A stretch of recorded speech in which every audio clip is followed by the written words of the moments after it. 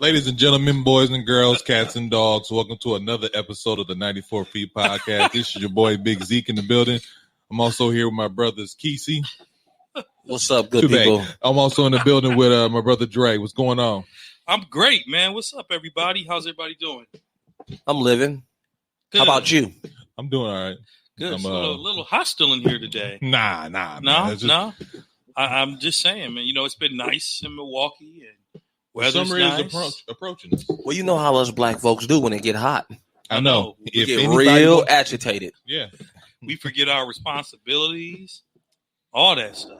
People get slapped for no reason. I mean, there's just a lot of aggression going on during the summertime. Producers would get their jobs. People get kicked in their throat. People late. There's a whole lot of stuff going on. People roll on the floor like children. You know, people get validated with their points. There's just a lot of stuff that goes on in the summertime in Milwaukee that is such a beautiful thing. But let's get to this basketball, if you don't mind. Okay. Any objections? Can we get to the basketball? You mind? Okay. Thanks. So the game of the week was the Phoenix Suns versus the Utah Jazz. I don't think I like your. Yeah. I'm just kidding. Go ahead.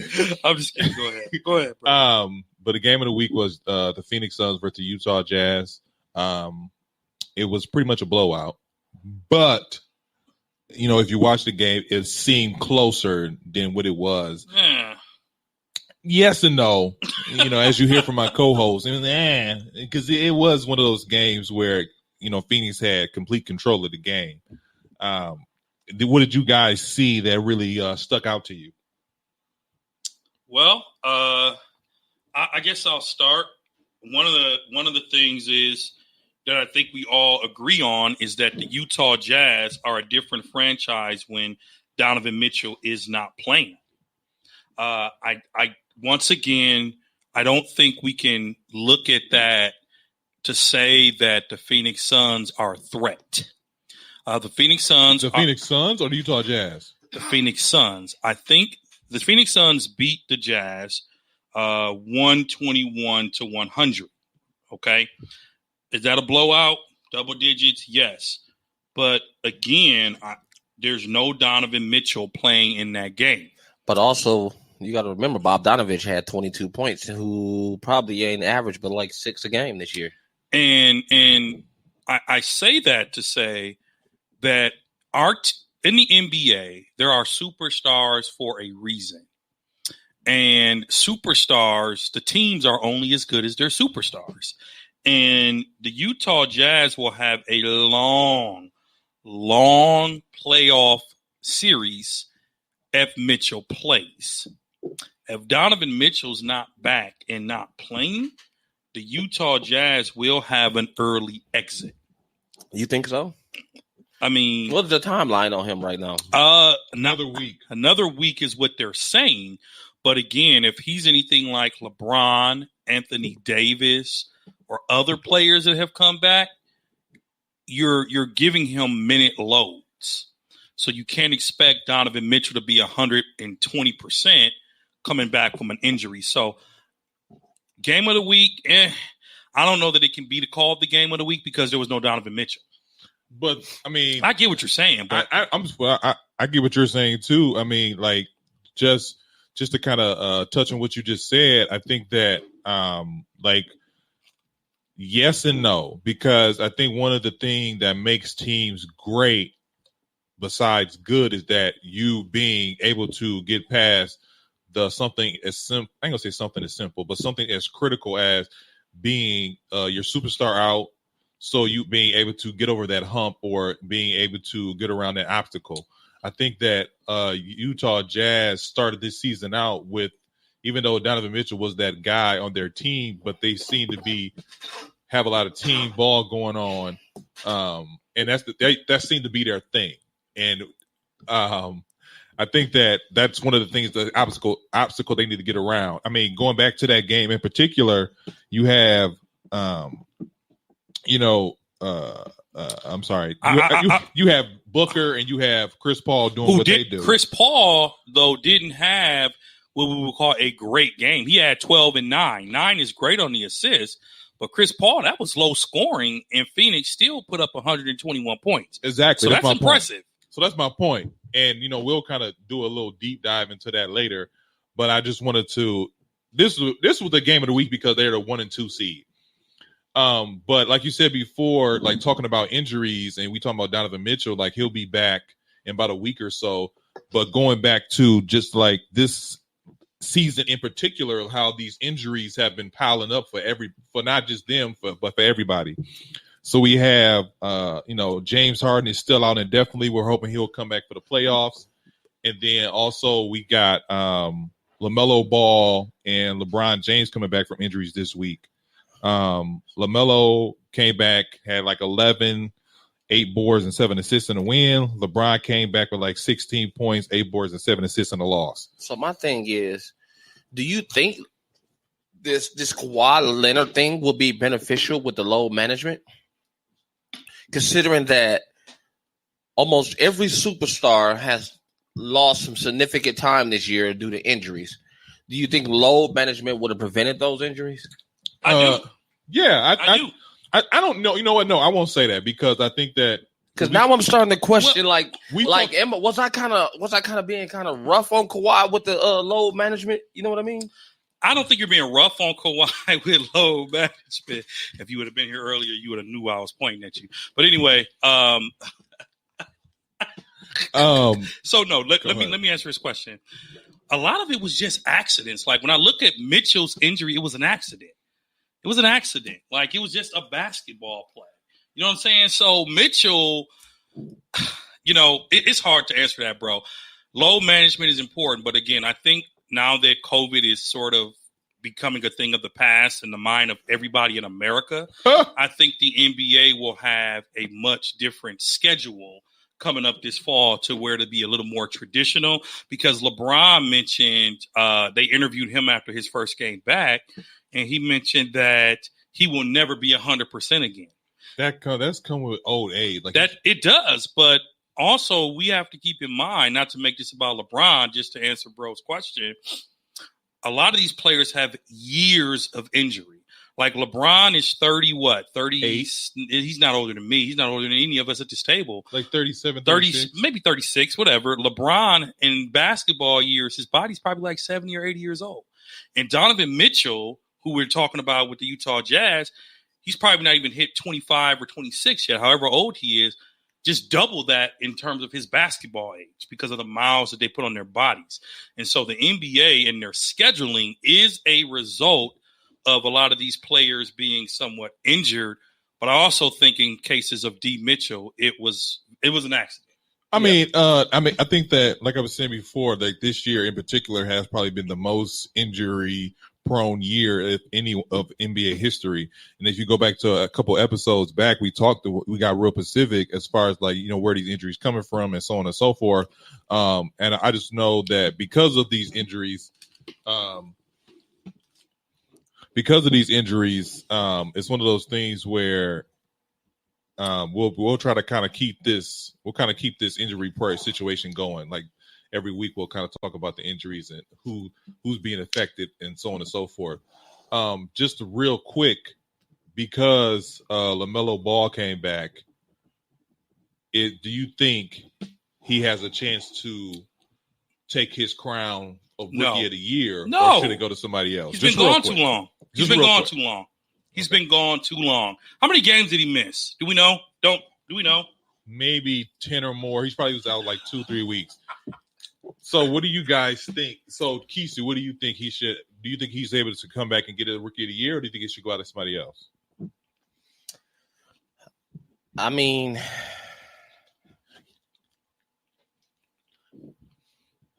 go ahead. Again, you all can't see us in the studio. I swear, I'm trying not to say some things that are not godly on here. You know what I mean? Oh, you say but, oh, you want to go there? I already did. Come on. But I think I don't think he's still going to be a candidate though. Because he is or he isn't. He isn't. Okay. Because there's not a lot of games left. Yeah, you're right about this. It's not a lot to prove. He doesn't have a lot of games to prove himself. I just want to know real quick because he is back. But also, again, though, there is playoffs. What is their standards right now? Right now, Charlotte is in like the 8th. Last time I checked, they was like 7th, wasn't they? It's not high. It was like 7th. It was about 7 or 8. They're 8th. Yeah, with the Pacers 1 game behind them, and the Wizards 2 games behind them. So let's not get too hyped about that.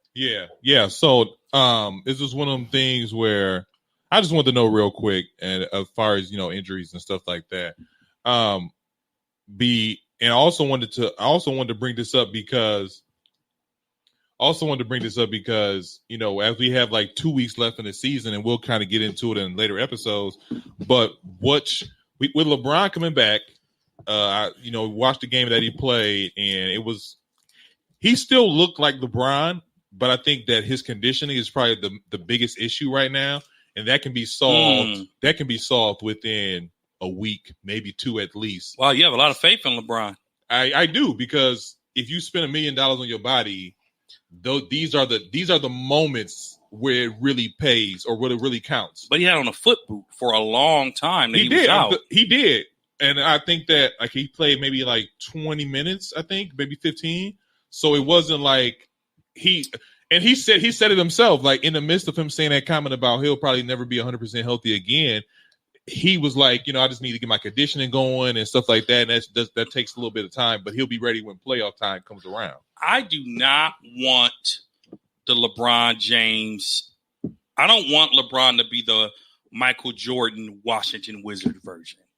Oh, I don't think. And I say that to say what I saw last week was a man that was rushed back from injury, in my opinion. That's what I saw last week. Okay. Because every time that LeBron has had an injury, whether minor or severe, and he hasn't had many, but there have been times where he sat out, like he sat out a lot the year before they won the championship. He sat out most of, the worst end of the season. But even when he was like a game or 2 off, he would come back and be explosive. I'll say I agree with that. I think this is different because he has something to play for. When he sat out a long time the year before they won the championship, I think that he's seen this team isn't going, or they had failed too far behind. He was like, you know what? There's no rush for me to come back here. And I think this is different because even though they're falling in the standings with every loss and it's pretty tight in the West, he still has something. They're still going to make, even if they make the play-in tournament, it's still something to play for. The Lakers right now are 36 and 27 at the 6th seed. The Trailblazers are 35 and 28 at the 7th seed. The Grizzlies are 32 and 31 in the 8th. The Warriors are 32 and 32 in the 9th. The Spurs are 31 and 31. So I'm saying that to say the last 2 weeks of this season, and I think the NBA wraps up around May 16th, every game is critical. I remember last week we even talked about how the Bucks needed to win every game, and they went on to lose to the Hawks that same day. They did. The Lakers cannot afford to lose any games. And I say that to say we need LeBron to be 100%. And right now, it feels like he's been rushed back. That's all I'm saying. And I don't like it. I don't think he was really rushed back. I think it's more of finding his chemistry with a new player in the lineup. And we're talking about Drummond? Yeah, and having to play less minutes. You know what I mean? And like Zeke said, he's not in game conditioning right now because it's going to take a few weeks to even get there. So by playoff time, I'm expecting him to be back to rare form where he was at. Yeah. But you know what I will say? 16, 8, and 7 is really not that bad. I mean, I think he had 16, 8, and 7. That's not terrible, but I think we're used to LeBron putting up 25 and 30. I mean, going back to your point, or going back to Kesey's point, you have somebody like Drummond who can substock, because LeBron's the type of player, if I don't have to put up 25 points, I won't put up 25 points. Like, I'm going to make smart decisions with the ball. I'm going to make smart decisions with the ball as far as like shooting. Should I shoot here? Should I pass here? So on and so forth. Some say he passes too much, but that's another conversation for another day.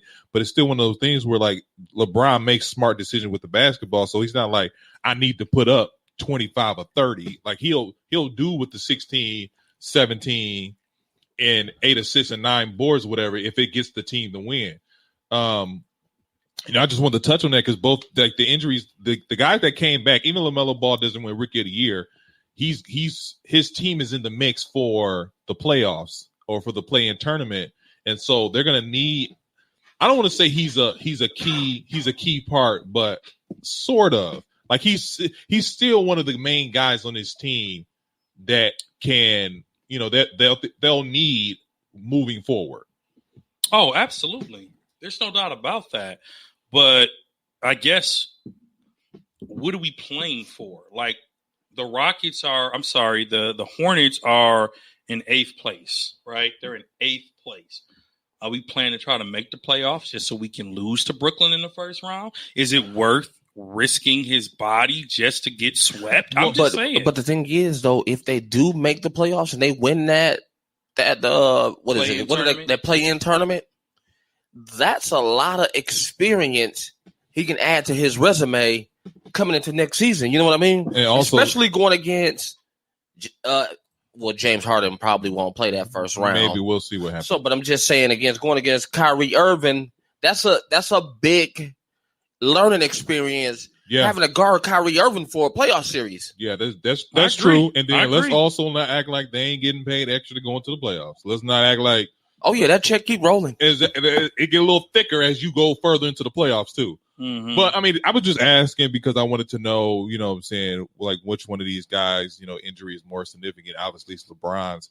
But I just want to kind of talk about injuries and further as other issues. I mean, as other episodes, keep this up to date on injuries on a weekly basis. Earlier we talked about the play-in tournament, and I'm sorry, not the play-in tournament, but we talked about the game of the week with Utah and Phoenix. Man, it's been a long week. Utah and Phoenix. And I wanted to kind of take a little deep dive into both those teams because this week, after I think Phoenix has been on a roll lately, and they've been so much on the road that people are start talking about CP3, Chris Paul being MVP candidate. We're slowly talking about how he's made this team better, and every team that he's gone to has made it better. But also this team in particular, and then we're also talking about like Devin Booker's been playing some really good ball. Like I think that, and as these teams like the Lakers and Brooklyn Nets seem to fall, that we have start to taking the Phoenix Suns kind of serious because they've beaten these teams. Like they've beaten the Lakers, they've beaten the Clippers, they've beaten the Nuggets. Like they have shown they swept Utah. So they have beaten these top 5 teams in the West and even in the East, where we need to start taking them more serious, going further, and not just a one-off team. So you're saying that you're taking a playoff team with Chris Paul on it serious? Yeah. Okay. I mean, okay. Do you guys think I'm wrong here? I 150% think you're wrong. Please, your case. So I'm a Chris Paul fan. To me, the best IQ of a point guard in the NBA right now is Chris Paul. There is no better basketball IQ than CP3. But I tried to tell you guys that at the beginning of the season, though. You both did. I was the one that said I didn't think Chris Paul made a team better, and I stood by those comments and I ate those words on episode 7. So how does it feel now? Well, I mean, when the playoffs come, ask me. When the playoffs, I'm talking about right now, knowing what he did to that team. Look at their record the year before he got there, and looking at their record now. Absolutely, Chris Paul. Do you value him more than what you did? I valued Chris Paul. I just didn't think that he truly made teams better because I've never seen him play a full season to do so. Chris Paul should be a champion right now already. I've seen him play full season through. He just never gets healthy through the playoffs. That's his issue. When it counts. But that's when he gets injured. It's not his fault. Ladies and gentlemen. I mean, I don't think it's his fault technically. ladies and gentlemen, we're going to give an award for almost winning a championship. It would be Chris Paul, right, or LeBron. But listen, let's talk about if the playoffs started today, the Phoenix Suns would either play the Portland Trail Blazers or the Los Angeles Lakers. Okay. Actually, I don't think we can do that anymore because of the play-in tournament. So it's hard to say who they would play. But in traditional NBA, the Suns would play the Trail Blazers right now. And do we believe that the Phoenix Suns can beat the Trail Blazers in a 7-game series? Yeah. Okay. So so Dame is not your killer anymore, even though you put him on your list above CP3? Listen, I'm just asking you a question. I like Dame. Okay. But that roster Dame has over there, yeah, I don't see them competing. Because just think of it like this. Chris Paul and Dame will probably cross each other out with what their abilities to do in the game and be game changers. It's everybody that goes down that roster you got to look at then. CJ McCollum, he ain't been healthy lately. He been in and out of the lineup.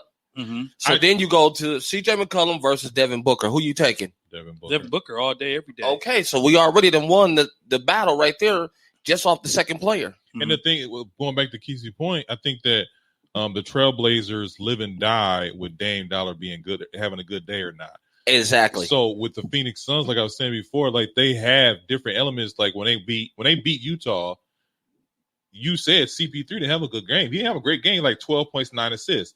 Devin Booker was the one who was holding that team together. And even I think the thing about the Phoenix Suns is they have a lot of I want to say fill-in guys, but that term right there is kind of making a negative condensation on the rest of the team. But a negative what? Condensation.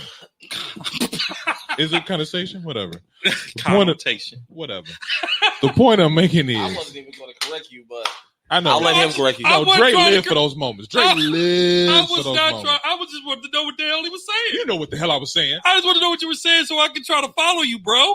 Hey. You knew what he was saying. Exactly. That's why you corrected what I was saying. Everybody at this table knew what I was saying. I am sorry. I did not know what you were saying. I'm sure trying to get on Pacific time. Okay? I know what you're saying when you say I know what you're saying when you say that, but I know sometimes on a weekly basis y'all can say, like, why are they friends?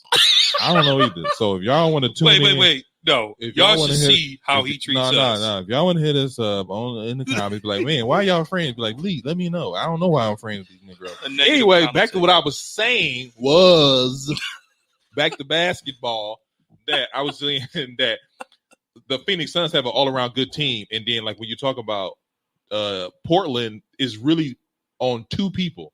And one of those people, if they don't have a good game, that ruins the rest of the team. So Zeke, can I ask you this, please? So are you Go ahead. What do you want to ask me?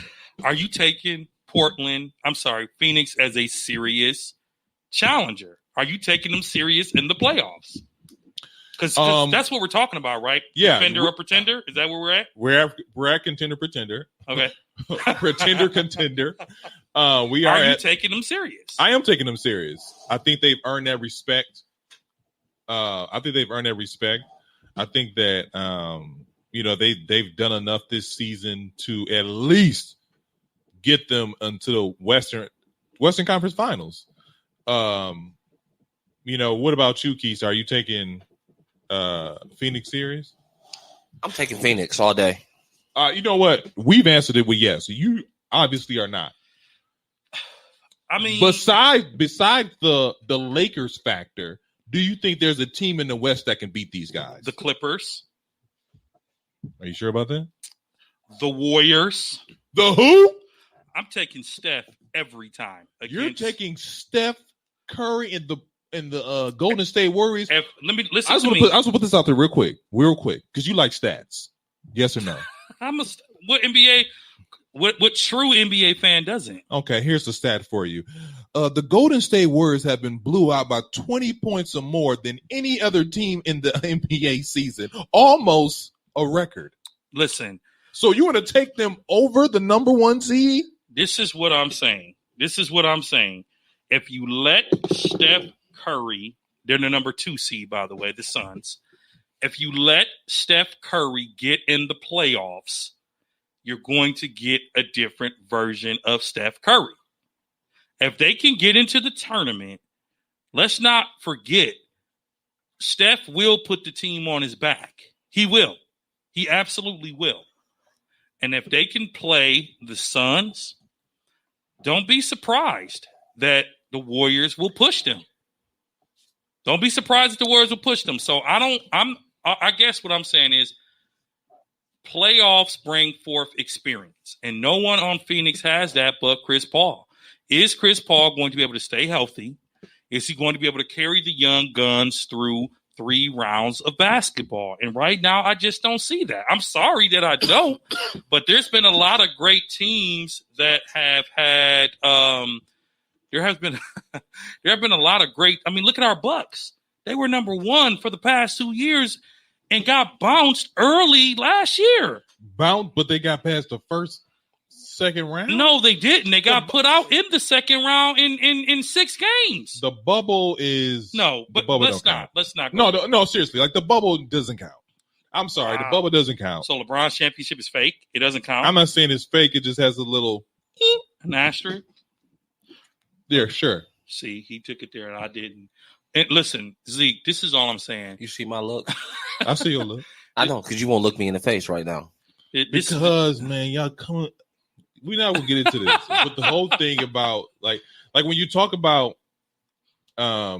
you don't believe and stuff like that, and Steph Curry, because we've talked about this. Can Steph Curry carry a team and such and such and such? He's been doing it, but my thing is, he's barely carrying a team, though. But they're still in 8th. They're in 9th place. If they get in, watch out. Here's my thing: if you lock up Steph, which is not hard to do, you can plan around Steph. Whoa. Yes, you can plan around Steph. The only person that has ever locked up Steph is Kyrie. Give me another that's locked Steph up. I'm not saying individually. I'm saying you can plan for Steph. Now, once Steph gets on a roll, you're on something different. But you just can't let him get on a roll. What I'm saying is it's just him. It's just him. I'm not worried about Draymond Green. I'm not worried about Andrew Wiggins. I'm not worried about any Poole. I'm not worried about none of those guys on Golden State Warriors except for Steph. That's what I'm saying. And that's how I totally feel. And my only thing is he might get you through a round, though. And that's what's scary about him. He can get you through a round by himself. He got to get you through the play-in tournament. But like by the time he gets to the playoffs, he out. He done. But my thing is, like you said, if he do the play-in tournament and get them through the play-in tournament, what is he gonna have left when you get to a 7-game series? Say they lose the first game. Now you got 4 more games to win. All I'm saying is let me just answer your question. Phoenix Suns, pretenders. Whoa. Wow. Pretenders. To disrespect. So you're saying it's because of Steph and the Warriors. I'm not saying it because of Steph. I'm saying because, listen, we're basketball fans here. So Basketball America, please don't take this the wrong way. But regular season doesn't matter. It doesn't matter. It's something great to talk about. It's great for standings. Hold up. It's great for individualized awards.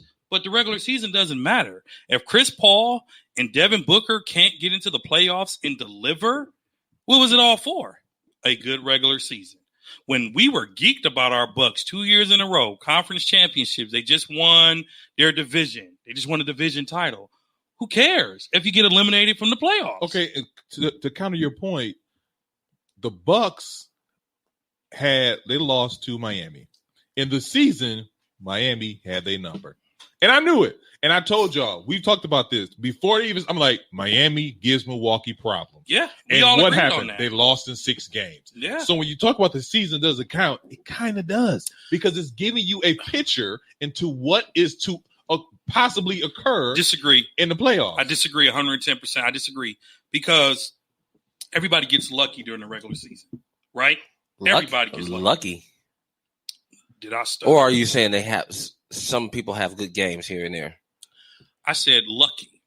If we think that teams are going to just beat up on the Lakers in the playoffs because they beat them once or twice during the regular season, we're all crazy.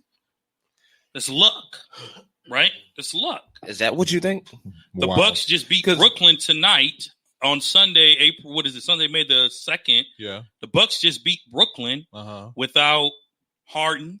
And that's it. Without Kyrie. Didn't have a great game. Kyrie had 20 and 11. That's not great. Kyrie can put up 30. He had a double-double, yes. Are we expecting that the Bucks can do that in a 7-game series if the Nets are fully stacked? Are we expecting that? Yes. I believe it. Oh, okay.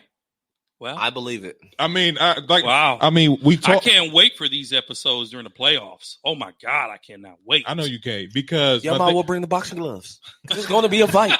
Because I feel like we take I mean, you're right, Dre. Some people do take the season as that don't mean nothing. That don't mean nothing. That don't mean nothing. But it's just a window into what's likely to happen. I mean, that's when.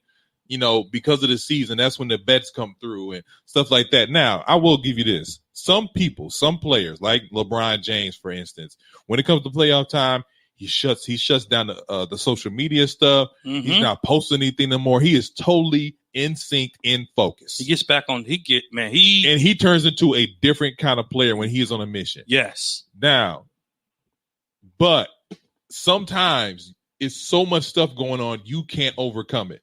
I'm not saying the Phoenix Suns are some team that can just. I'm not saying the Phoenix Suns are a team that can, take it all the way to the NBA Finals, but you do have to take them somewhat seriously.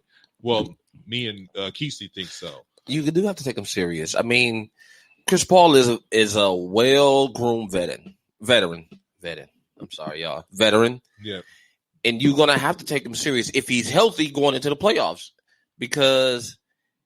He got a young gun right next to him, and everybody know Devin Booker can put some buckets up. He can. Let me ask y'all this. We're 2 weeks out from the regular season. We're 3 weeks out from the playoffs. And we'll do this again next Sunday, and we'll do this when the playoffs start. Who is your pick to come out of the Western Conference? Zeke. Who is your pick to come out of the Western Conference? No ifs, ands, or buts like you did me 2 weeks ago. Who is your pick? I mean, it's always going to be Lakers until something can be done differently. So until the Lakers are beat, is that what you're saying? No, I'm not saying that. If I see the Lakers not gelling well, if I see that the Lakers need Super LeBron to get through, then I don't think they can make it all. I don't think they can make it out the West, but they'll need Super LeBron to make it out of the West. Well, can I ask why you didn't pick the Suns if you're taking them serious? I just said because I said Western Conference Finals. They would be facing the Lakers in the Western Conference Finals. If the Lakers make it to the Western Conference Finals, you're going to see a well-playoffed, well-focused LeBron James. If he makes it that far in the NBA Finals is around the corner, you're going to see a well-focused LeBron James, and that's a very dangerous player to see. Y'all talking about this? You be hating on LeBron all the time, man. No, I just don't be riding his dick, but I know what. Whoa! I know what when it comes down to it, LeBron is very dangerous. I'm on his bandwagon right now because he's rolling right now.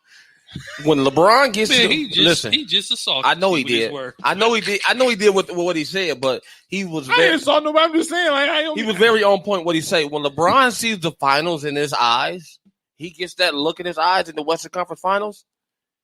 He automatically flips to a whole nother LeBron, and he's going to get to the finals. He might not win the finals, but he's going to get you to the finals. So, America, what I just did there was took a topic and asked my brothers about the team that they're riding behind, and neither of them said the Phoenix Suns. You already know who I'm rolling with. You already know I'm rolling with the King. But I'm saying, though, I chose my words very specifically. I said that these guys have enough to make it to the Western Conference Finals. That's what I'm saying. I didn't say these guys would have to take to win it. I'm saying that they have what it takes to make it to the Western Conference Finals. That's going over your head, bro, but we'll tell you after the show. So here's what I'm going to say. Make your decision, please. I hate you, Nick. Make your decision. I made my decision. I said the Lakers. Okay. I'm going to take the Lakers, but I don't think Phoenix, to put it back on topic, is a team that we need to worry about, especially if the Clippers are going to be full force. Phoenix won't beat the Clippers. No, I'll say this. I'll also say this. Phoenix I'll say won't this. beat the Clippers. Kawhi is also going back to the time management and stuff like that. Like Kawhi is one of these guys who knows when I want to turn it on, I can turn it on. And we have yet to see this season Kawhi versus LeBron. And I'll give you even another one. If Donovan Mitchell is back and he's 100%, Utah will destroy the Suns. No, I was like going back on topic. I was going to talk about contender or pretender for Utah. You're absolutely smoking dope.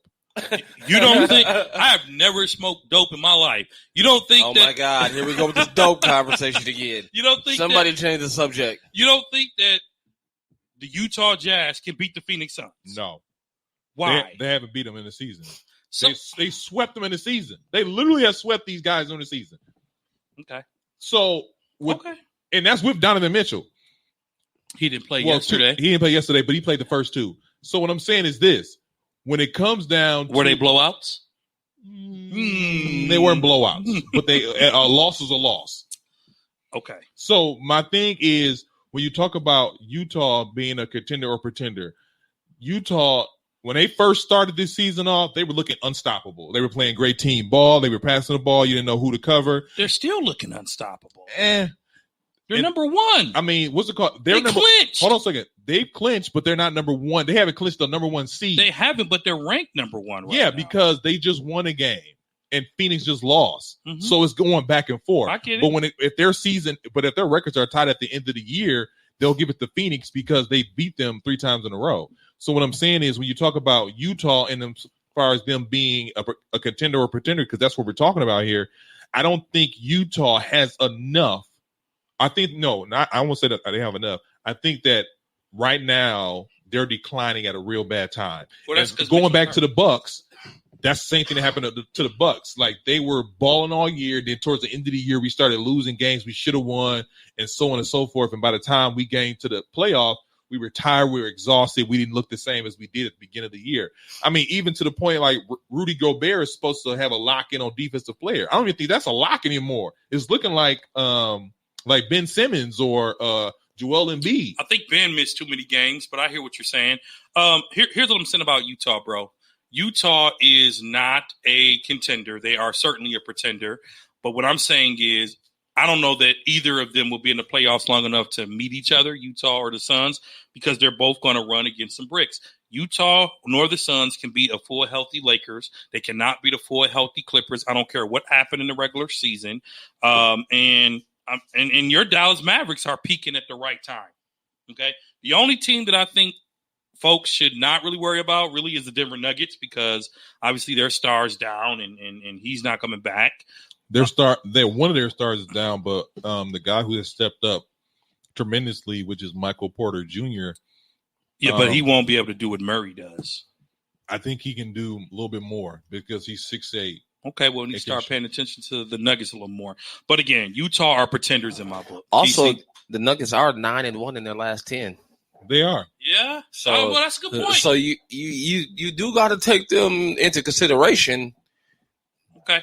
And considering they might play the Lakers first, if they play the Lakers. That's what I'm saying. Like that's one thing I don't like about that pool play is now you can't really tell who's going to play who because that's 7 through 10. I need to get a little more educated on the NBA play-in tournament because it's 7 through 10 have a play-in game. Mm-hmm. So the 7, 8 play each other, and the 9 and 10 play each other. And then what happens is whoever the winner of the 7th and the 8th play each other for the winner of the two brackets play each other for the 7, 8 spot. For the 7th and 8th spot. Yep.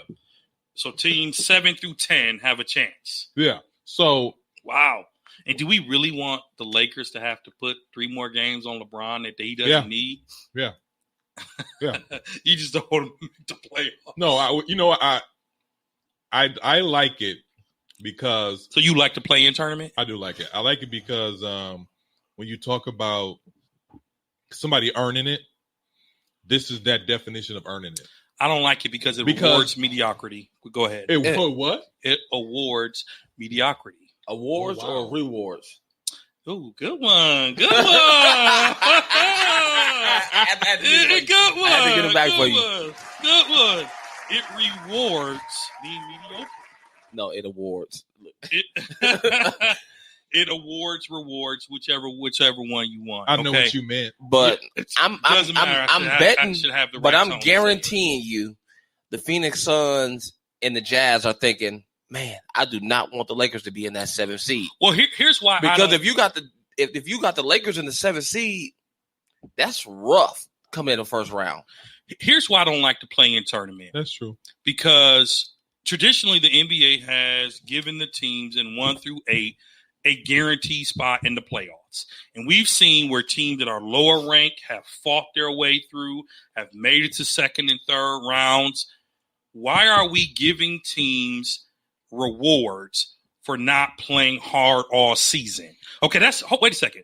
That's that football mess, right? Play-in tournament. If you want that kind of stuff, go play in the NFL when it's one and done. But to give teams a chance to go after a spot that you didn't earn, in my opinion, writes off everything that the 7th and 8th seed have been fighting for all season. I think what the play-in tournament is trying to do is give teams a chance that may have had obstacles in their way during the season. Because when you talk about the 7th through 10th seed, is usually teams who have been fighting and clawing and stuff like that. But let's say overly injured. So, like, let's say the Lakers falls into that tournament. If they didn't have this play-in tournament, let's say they just fell out of the playoff contention, be like, man, I would like to see LeBron do what he do and, kind of make this such and such. And I will also say this.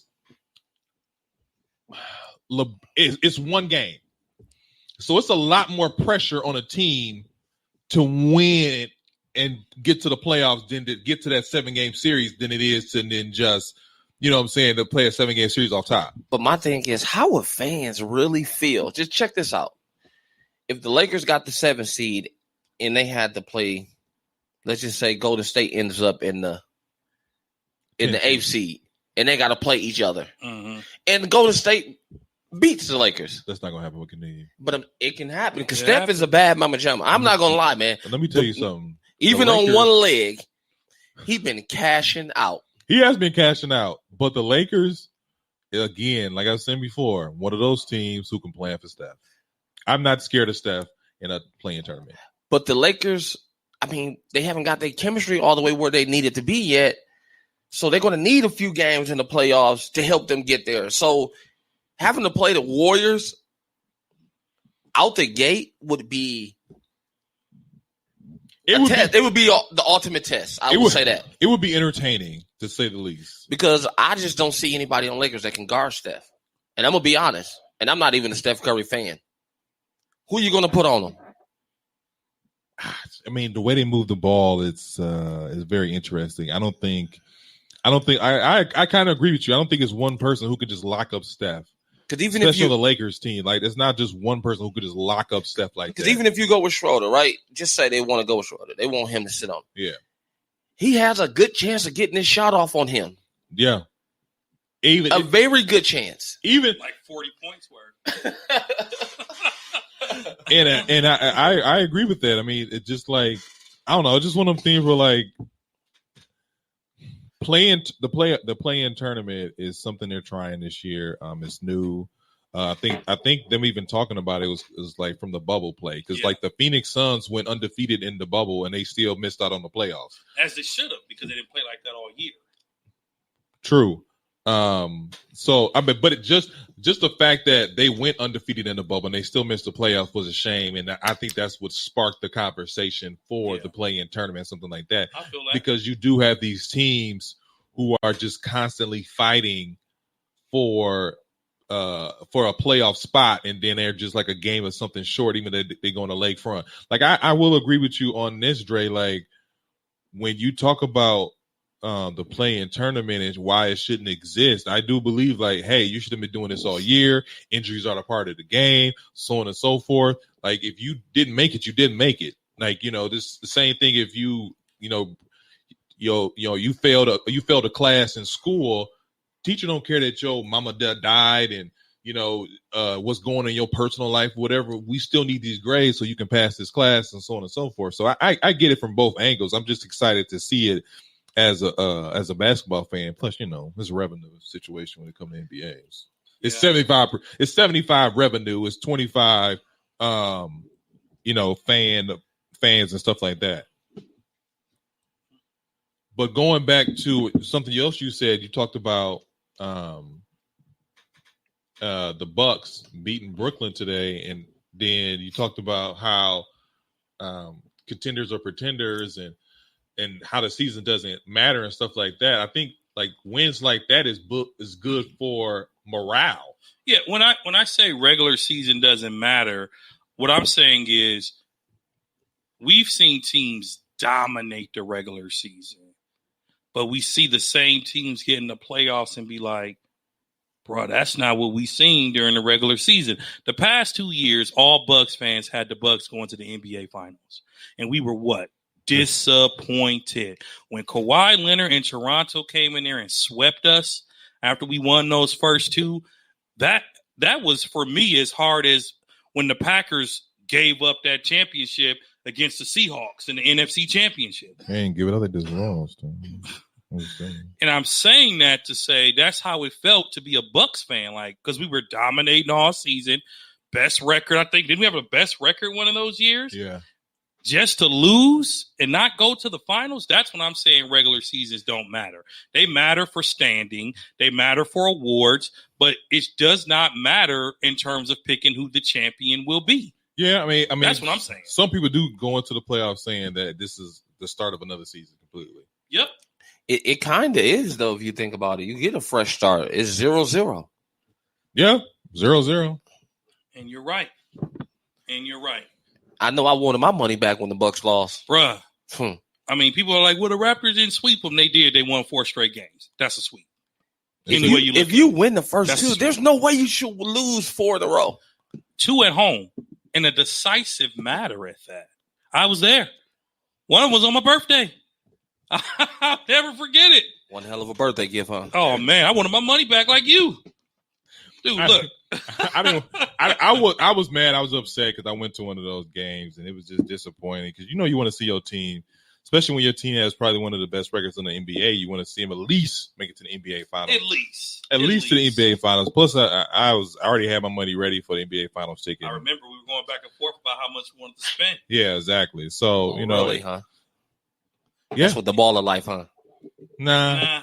Just a once in a lifetime thing. But yeah. We if we knew the Bucks wasn't gonna make it, it is what it is. But another conversation for another day. Yes, sir.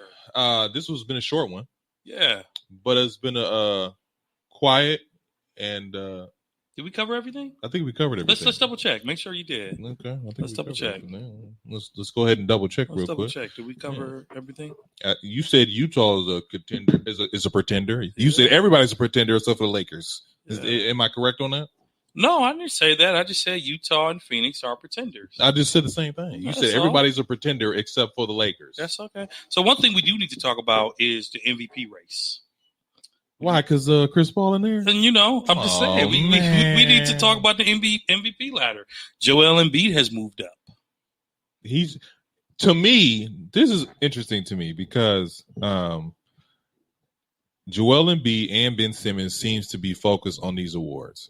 And now when they're asked these questions, they usually have some kind of cocky, childish response. Whatever. Who? Joel and Ben Simmons? So Ben Simmons is thinking he should win what? He should win Defensive Player of the Year. Okay. And Joel Embiid should say, I should be mentioned for Defensive Player of the Year, but I should win MVP or both. And, wow. So he wants to be Giannis.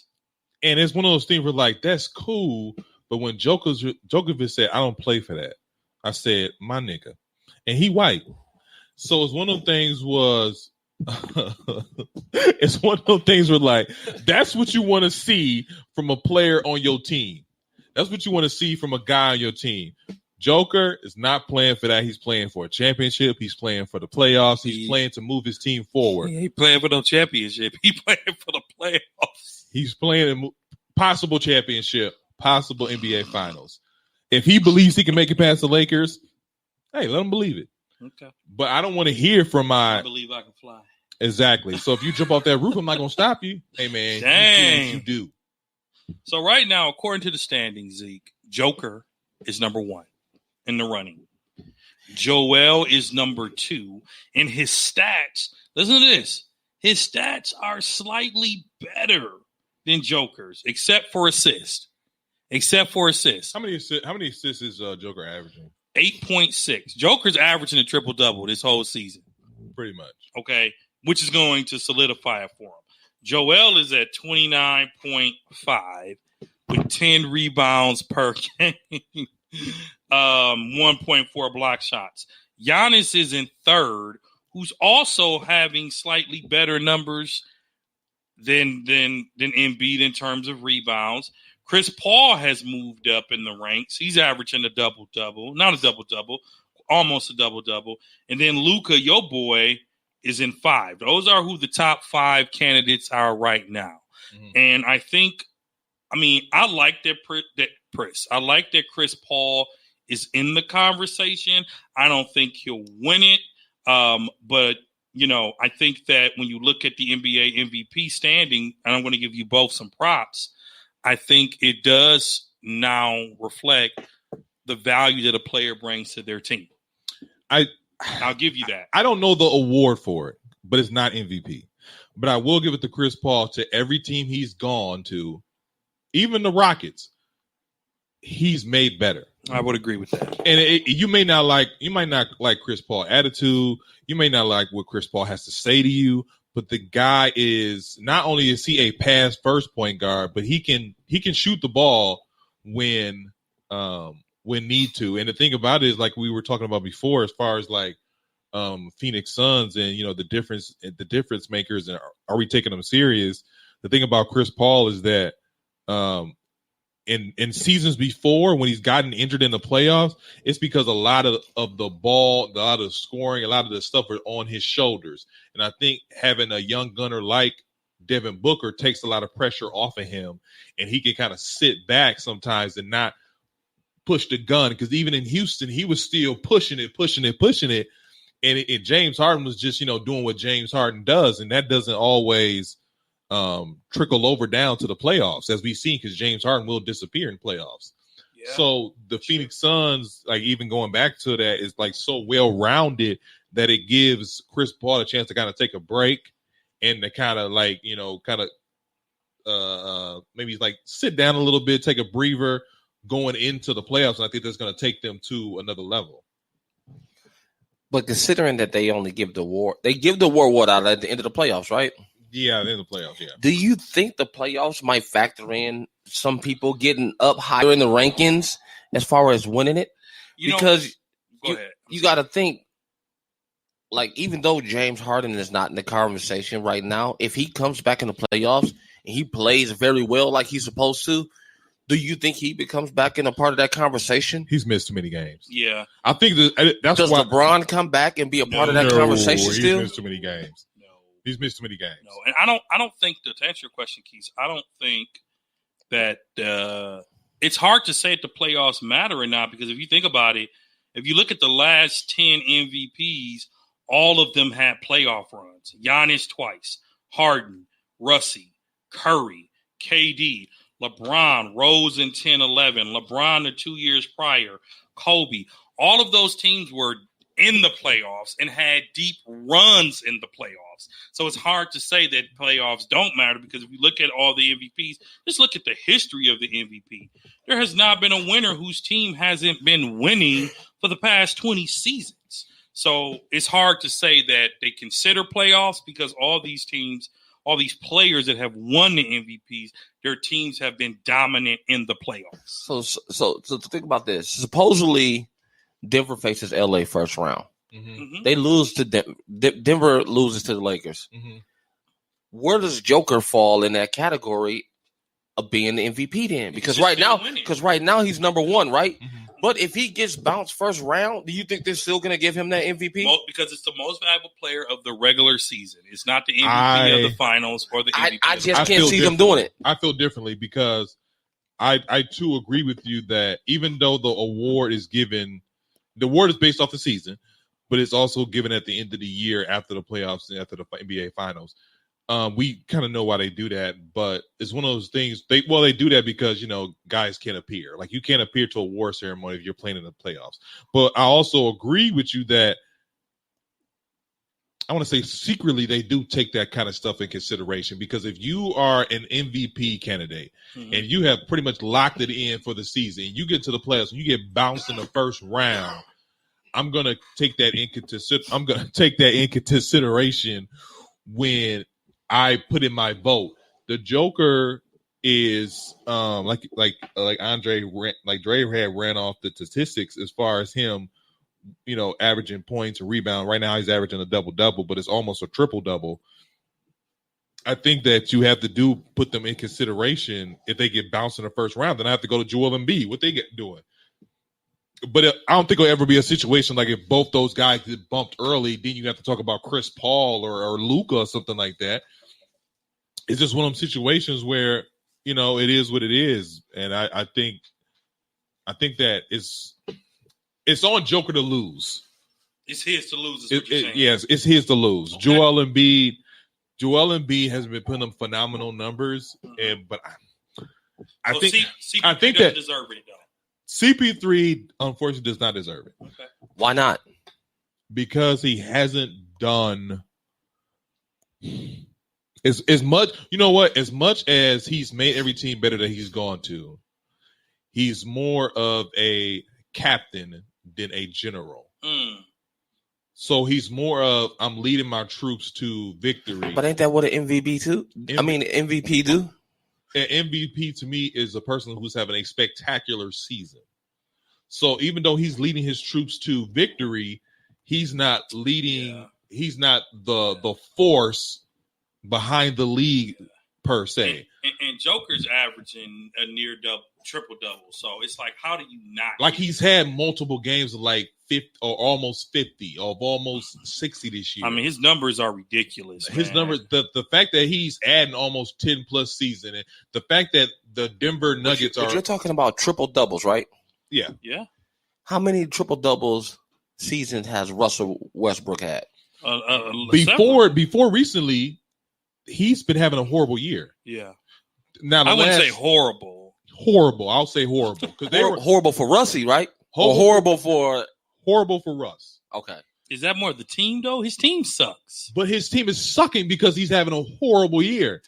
The reason Washington got Russell is because this guy's putting up triple doubles, and that's what he does. Joker's near triple doubles. Yeah, and so it's one of those things like, if he's putting up triple double, that usually means you're making the team better. And they're 8-1 since April 12th. Jamal Murray's he's obviously tore his ACL, which we know get well soon.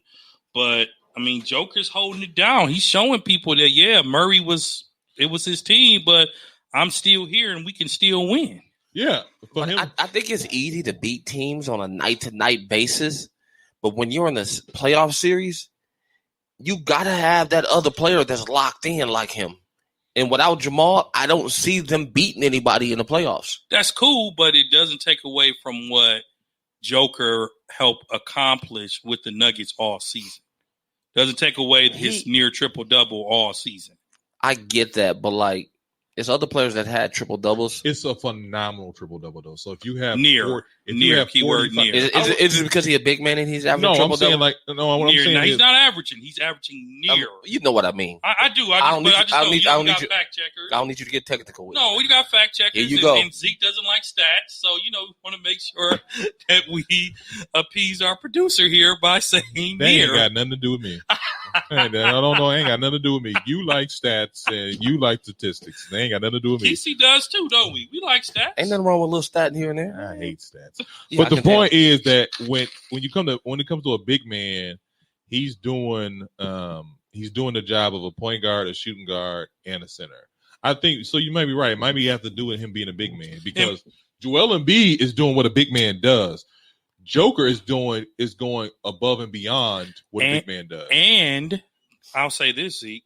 And Joker's the only one in the MVP ladder who hasn't missed any games. That's important too. He hasn't missed any games.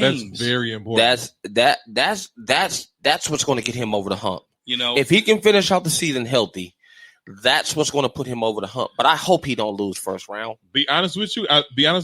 I think because Joker has been like the number one, like he's been in the first. I ain't gonna say first place, but yeah, I'll say that he's probably been in the first place to win the award. And I think that's the one thing that separates between him and Joel Embiid is that he hasn't missed any games, and like the team is relying on him, and he's mostly come through. Yeah, agreed. So I think that's one of those things where talking about MVP and why it shouldn't be CP3. None against CP3. I think we all can agree that the guy is, a definite Hall of Famer. Absolutely, first ballot. And he's made every team he's gone to better. Really? But no, I'm just kidding. I just want to see the face. I was going to say he'll make it with LaMarcus Aldridge. So or Mike Conley and the Utah Jazz. I'm not gonna go right. You know what? We're gonna wrap it up on just on off that.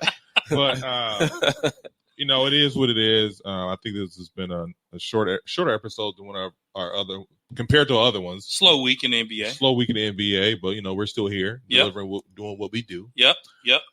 Delivering premium content, high level, baby. So this is another episode of the 94 Feet Podcast. I'd like to thank my brothers Kesey and Dre. And yeah. Check us out. Follow us on social media, y'all. We're getting real social. We're responding to tweets. We're responding to message threads. Like us at 94 Feet Podcast. That's 94FT Podcast on Twitter, Facebook. Listen to us on Spreakers, Google, Apple, Spotify, and now on iHeartRadio. Like, subscribe, share. Agree with us? Probably not. 94 Feet. Check us out, good people. 94 Feet. YouTube.